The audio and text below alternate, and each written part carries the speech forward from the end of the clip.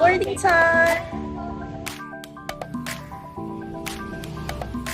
Oh, that's it for the whale shark! Sarap naman, no? So many tao! Last day in Bantayan before we head out to Oslo.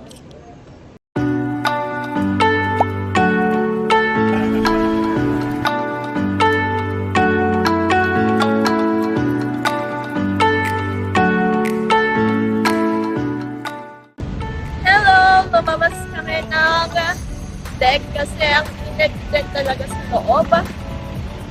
Kaya nandito kami kung saan yung mga sasakyan na nakapark.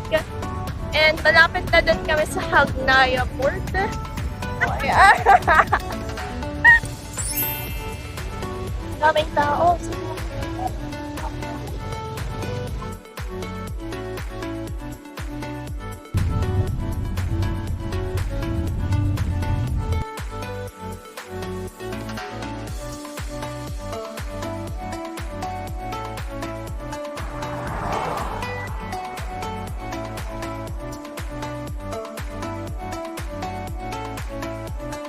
Hello! So, nandito na kami sa Molino Vacation Cabin. Naka-arrive lang namin. And, we're going to check out the place since we rented it here sa Airbnb.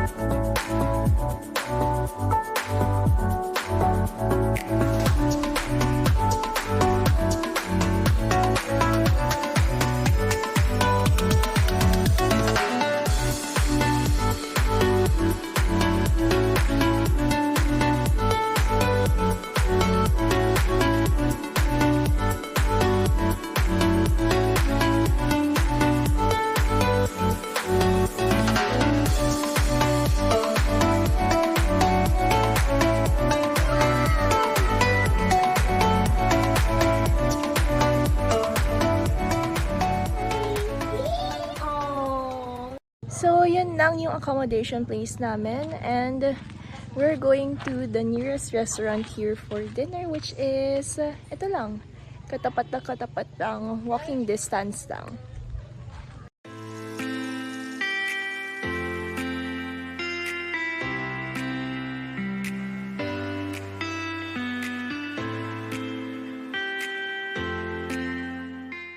Ayun, minasan! So, very early tayo nagising, around 2:30 to prepare to leave at 4 a.m. para mauna tayo sa pila ng whale sharks. Although, since Sunday na yon, hopefully, less people praying talaga para mas maganda yung magiging experience natin. So, let's go! Let's see kung ano man ang itsura ng Sunday na long weekend at pupunta tayo sa mismong whale sharks. Let's go!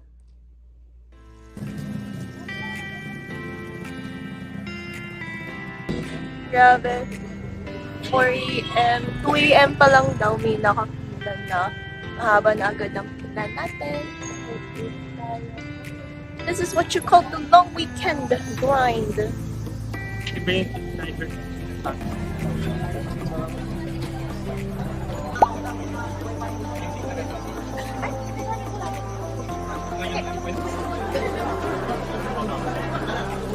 you.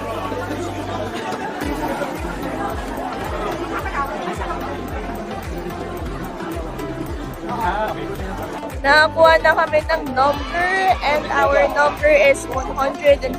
So technically we're the 115 sa pila na yan. Super daming tao talaga. Ganito na ang pila ng 5. Grabe, haba pre. Dito lang kami tumambay sa Aaron Beach Resort since we know super haba ng pila, and yung estimated time namin to like go with this whale sharks is around 8 a.m. pa. Kaya tamang tambay lang and watch the sunrise kung meron man. Sila mga pinagpala na unang batch na makakita ng whale sharks for today, oh. Back to learn.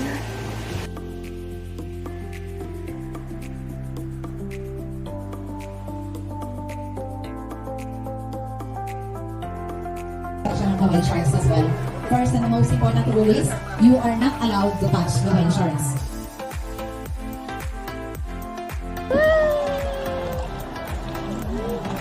On the way na kami sa whale sharks.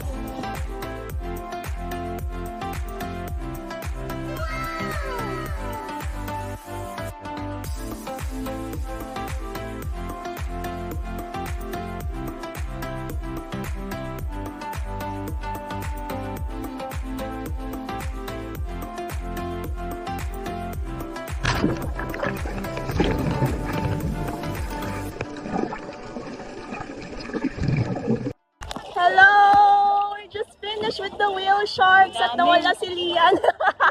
Ayun na. We just finished with the whale sharks at napakadami nila and at the same time super laki nila. So yung pinapakain nila para at least malapit sa amin and ayun, grabe. But an enjoyable experience. Ew! So, on the way na kami sa Sumilon Island kasi it is a sanctuary for snorkeling. Protected area siya ever since 1974. So, let's see kung maganda pa rin or naapektuhan na siya ng ating climate change. May shops before going to the island itself. Wow. At papunta na tayo sa boat.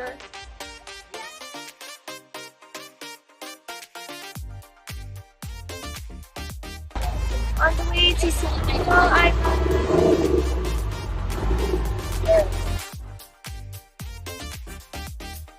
Walang sandbar na yung dahil high tide. There's so many people dahil long weekend. Tatandaan, color orange ang keeper habang ang color white ay may bayad daw. Itataas na po kami. Hello! So, nandito na kami. Ngayon kung saan namin iiwan yung gamit namin sa may mga police. And yung snorkeling area is right in front of us daw.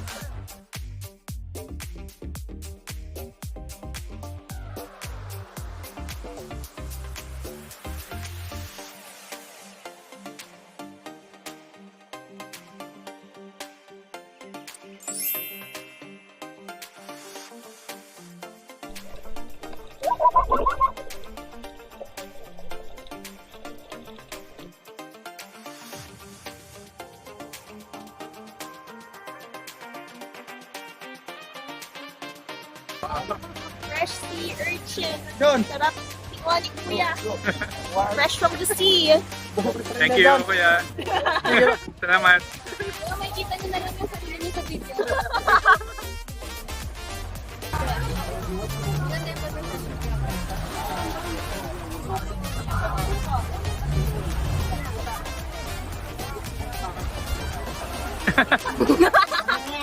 Tapos na kami mag-snorkeling. Ang sarap ng sea urchin. At saka, sobrang lakas ng current. Pero ang ganda. Worth it. Yung snorkeling area nila. Ayan na. Bye! Here, back at the mainland. And nandito na nga ang Boodle fight natin. Okay.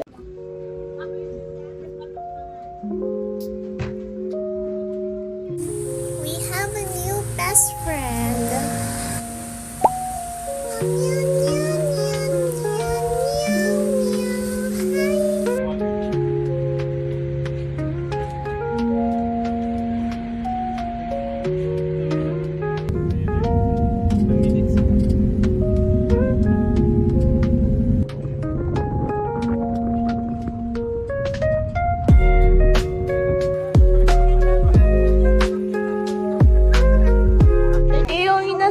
So, nandito tayo sa parking for the Osmeña Peak. So, kita nyo naman, hindi kami nakahanda kasi hindi kami prepared na mag-hiking kami talaga. Pero susubukan natin kasi sayang naman ang opportunity. Oh. This is the new trend na hiking kami habang naka-dress. Hiking na naka-dress. Diba? Turn na kami ng kaibigan ko. Yan, no? Kumakain pa yung isa. Ah, ang lamig dito.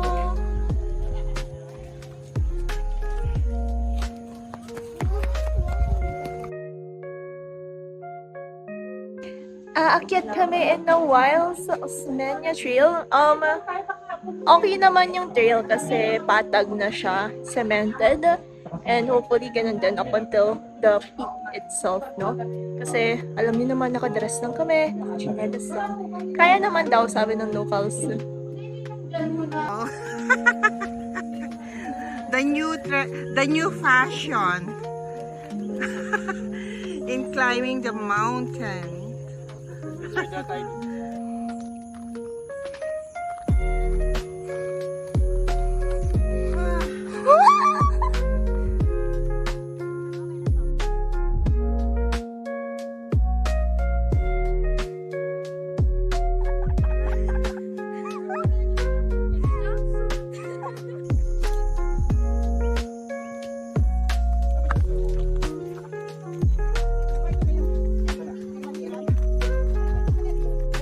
Going to the peak already after around 20-30 minutes. This is the trail going to the summit.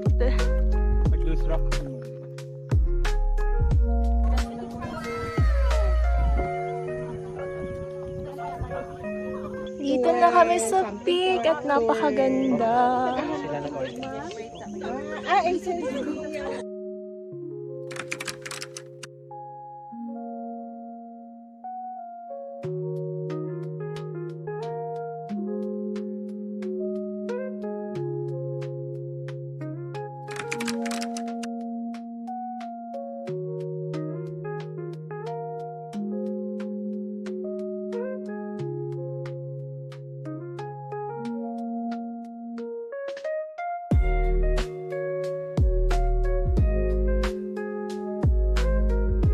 Pababa na kami from Osmeña Summit dahil magdidilim na at wala masyadong ilaw. So to be safe, we will go down now. Hi!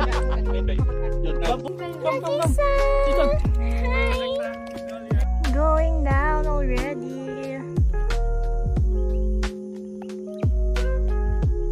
That's what you call glamping. It is 1.5 per night. 6 persons na ang kasha with this view.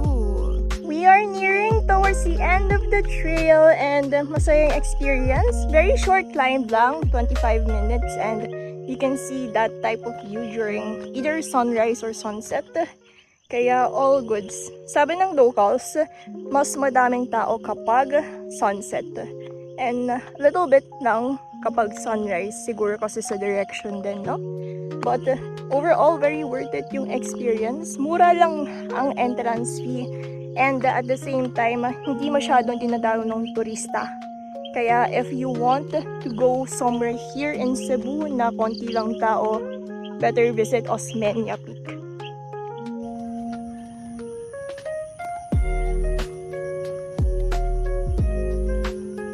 Going back to Manila. Antok pa ang bata.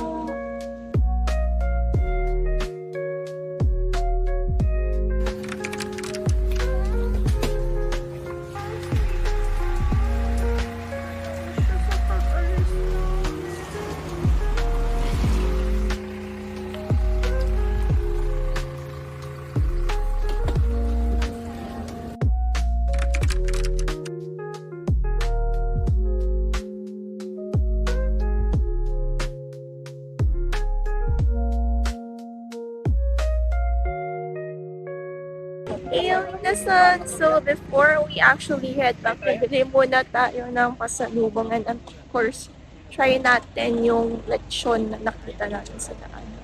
Parang sarap eh.